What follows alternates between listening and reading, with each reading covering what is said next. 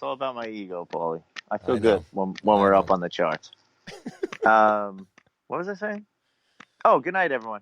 Yes.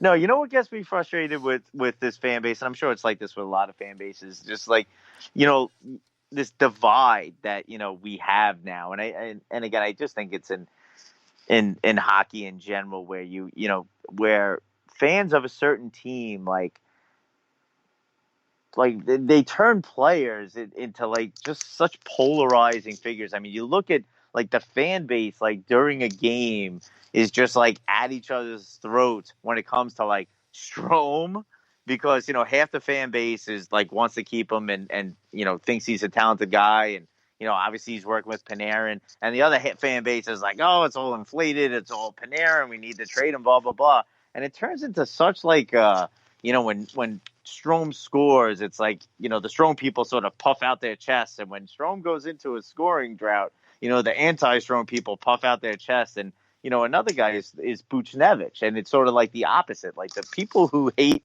Strome are so not hate Strome, that's a little bit harsh, but people who are, criticize Strome or diminish sort of what he is, are all, on Buchnevich. And it's funny, the people who are all over Strome and defend him, criticize Buchnevich whenever they can.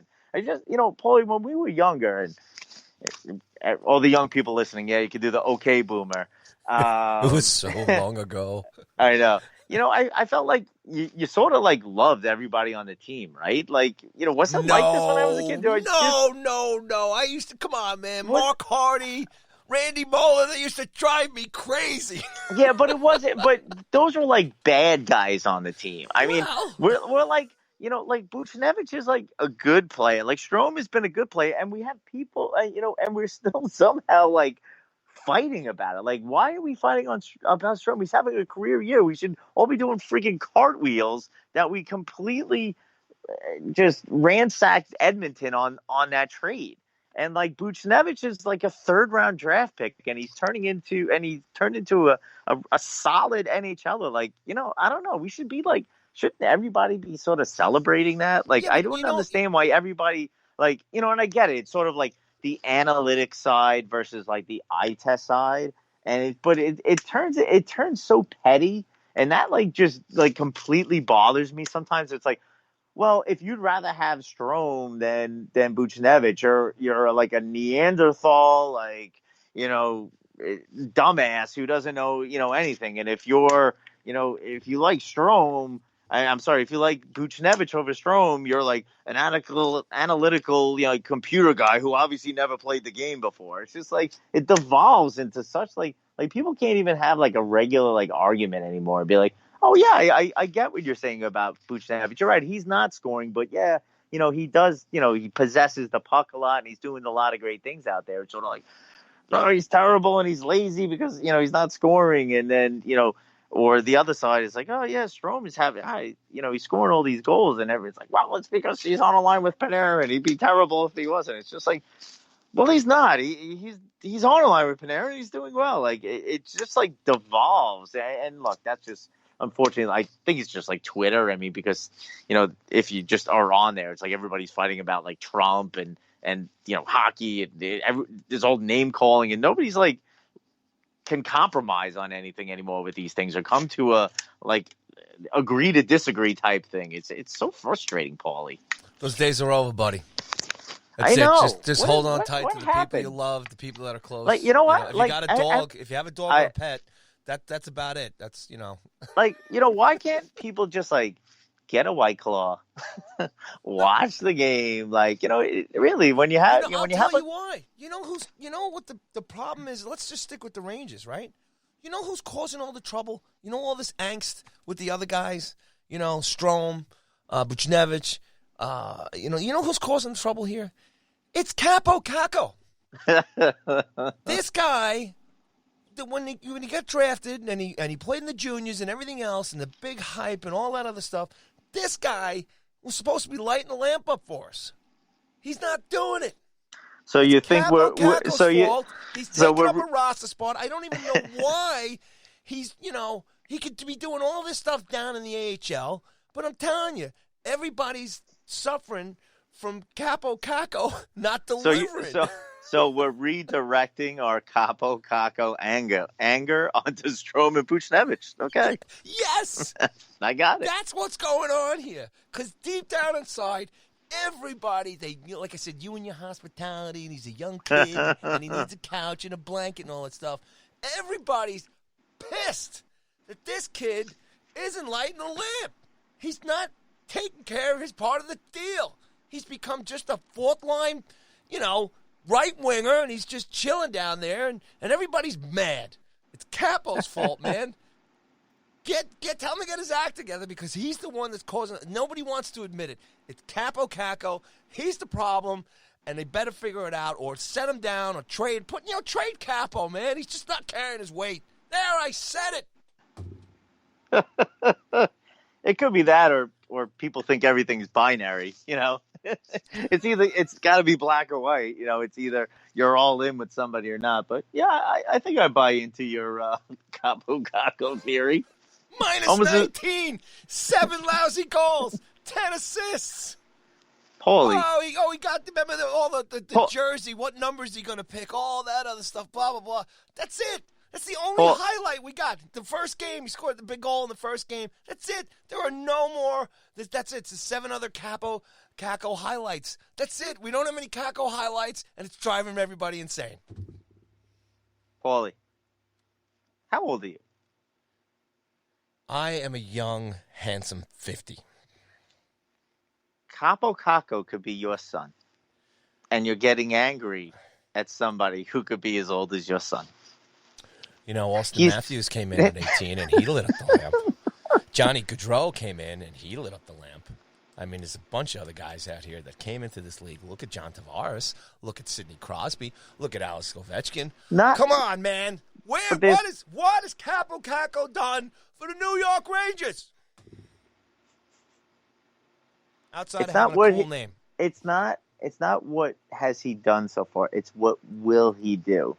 And you just gotta look at it that way. That's not what Capo Caco has done for your team. What has your team done for Capo Caco? What I'm going to say to you now, what I'm going to say to you now, Paulie, after your little Capo rant, is when he is the league MVP in 5 years. No, when he's the league MVP in 5 years, you are not allowed to celebrate it. He's going to be playing on HV17 with Anderson if he doesn't get his act together, pal. He's going to be banished to some Siberian hockey team or some Finland beer league team if he doesn't get his act together. I mean, Quinn's trying, right? He's putting him on with everybody, power play time. He's getting everything. He doesn't have the touch, man. There's no finish there. I mean, he is finished, but there's nothing going on, man. Let's talk about the elephant in the room here, all right? It's Capo Caco. He's bringing this team down. They could probably be in a wild card spot, probably in a playoff run right now, if this kid was putting the points up. Man, I just opened up like such a can of worms of like anger with you now. I'm listening. Defend him. This is bordering on child abuse towards this guy right now. I'm gonna call up DSS. Calling it like it is, man. You and your rainbows and none about wins and losses. The kid's been a dud. Let's just call it that way. I'm saying it. He's been a dud. He has been. Look, I've been defending him. No, he's been a disappointment. He's been a disappointment. I fucking got it on tape. I can't disagree with that. And should he probably be down in AHL right now? Probably. Thank you. They should probably send him down there for the rest of the year. Just say, look, figure it out. That's unconventional. Give me some Kravtsov. I want to see some Kravtsov. Give me some Kravtsov. He'll probably be worse. But, leave Kravtsov down there. Send Capo down there. Say, look, man, just get down there, figure it out, enjoy yourself, and, go down for the rest of the year. I mean, look, that's a bit of an embarrassment for him. Again, yeah, he was supposed to come in here and score, 20, 25 goals this year. And, obviously that's not happening. So 7 goals. 7 goals. Oh, man, he is awful. Goodness, great. I think that's what he is. So look, again, this team is going nowhere this year. And even if they are, I mean, it doesn't look like he's going to be helping them get there. So yeah, look, the best thing for him, maybe long term, is sending him down to the AHL. Let him hopefully dominate down there, and then get him ready for next year. That's fine. I'm not against doing that right now because yeah, I mean he's really not doing anything right now. I mean, Well, all right. you know, So now we had some fun there. In all seriousness, now. oh wait, you weren't serious? No, just yeah, I am serious about this because I think it's something that nobody's. I mean, at least we haven't really focused on it too much, and as far as I'm concerned, it seems to just been kind of pushed to the side. I don't know what other podcasts, other fans, other Twitter accounts, and all that other stuff are doing. For me, when you got a guy like that who's not really, he's not jumping, it's not happening. So, yeah, could he just use that, or even that experience to be told to go down and get that experience, like Hedl went through and stuff like that, and give him a chance to, I don't know if he's being babied, if he's being protected, and I know they rave about him and he's mature for his age and everything else and stuff like that. But I guess at some point, if you're not 50, he's played 48 games here. If he's not giving us the star power that he pretty much came in with the draft is what I'm trying to say. And yeah, I agree with you. He's a young kid and he's got to develop. But does he need to be developing with the top team? Shouldn't he be down there and maybe we try and get a couple of the guys up here and see what else happens? That's in all seriousness. He's a dud. And let's at this point now, is it just too late, right? So 52 games in, another, whatever it is, 30 games here, what's the point, But at the end of the year, if he doesn't go on a run here and put a few pucks in or, make some kind of impact. I mean, he hasn't made an impact in a game, that's we've all gone, oh my God, or, he hasn't done multiple opportunities. You can sit there and, he's playing well. He's, staying out of the box. All that crap. But he hasn't really just made us all go, wow, this guy's amazing. It's Capo Caco. It hasn't been there. So, that's where I'm at. I'm saying, why not make a move here with him? Not off the team, I'm saying, in terms of, because they put him everywhere, right? Q's given him every opportunity, and he's put him in the best situation. And we've talked about this too. If you work hard, earn your spots, and then finish, and give the coaching staff and the team and everything else that look to say, all right, man, so what's the underlying thing that's made him deserve to keep a spot on this team outside of the fact that he's the number one draft pick and he's 18? He's really not a major important factor of this team. Yeah, no, I mean, look, he was supposed to be like a difference maker when he came in here. Absolutely. The Rangers were counting on him to be a difference maker this year, come in right away and score goals and be a part of this team, be a part of the success of this team, hopefully this year. And he hasn't been. Now, it takes, I think, a lot of humility, on the team to send a guy like that they've been hyping all year, down to the AHL and say, hey, look, maybe this guy isn't ready. And not every team and organization is willing to do that for the long-term development of a player. If everybody's being honest with themselves right now, Kakko going down to the AHL is the only move that should be happening. For him, because like you said, it's just not happening right now. It's not. You're not seeing the same player that you saw in the World Championship that dominated the World Championships last year. You're not. He's like a shell of that player, So maybe it's time to just, have a talk with him. Say, get down there and figure it out, and hopefully, like you said, he does have a Hedl moment. He goes down there, looks himself in the mirror, and says, "Look, I just haven't been good enough. I need to get down here and work on my game and sort of find that spark again." That confidence or whatever it is that he's sort of lacking right now and figure it out. And they should just send him down there. Say, just don't worry about coming back up here at some point in the season. We're just going to send you down and for the rest of the year and just figure it out. Enjoy yourself. Don't worry about it.